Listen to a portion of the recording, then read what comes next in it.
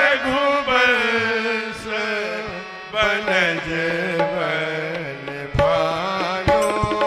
जय रघुवंश बनज बल भानु। कहारे दरुज कुल कहने किसानों। कहने तनुज कुल कहने किसानों। जय सूर्य विप्र धेनु हितकारी। जय सूर्य विप्र धेनु हितकारी। जय मद मोह कोह भ्रमहारी। जय मद मोह कोह भ्रमहारी। नय तिलक करुणा गुण सागर। विनय तिल करुणा गुण सागर।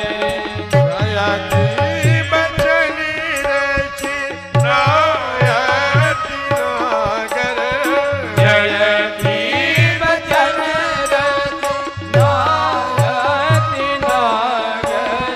कही जय जय जय रघुकुल के तो। कहे जय जय जय भृग को केतु। भृगुपति गया बनहि तप हेतु। रघुपति गए बनहि ताप हेतु। जय रघुवंश बनज बल भानु। जय रघुवंश बनज बल भानु।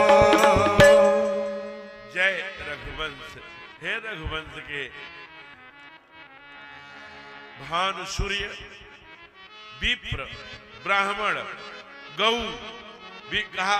जब भक्तों ने पूछा आप आए क्यों है, कहा विप्र धेनु सुर संत हित लिन्न मनुज अवतार हित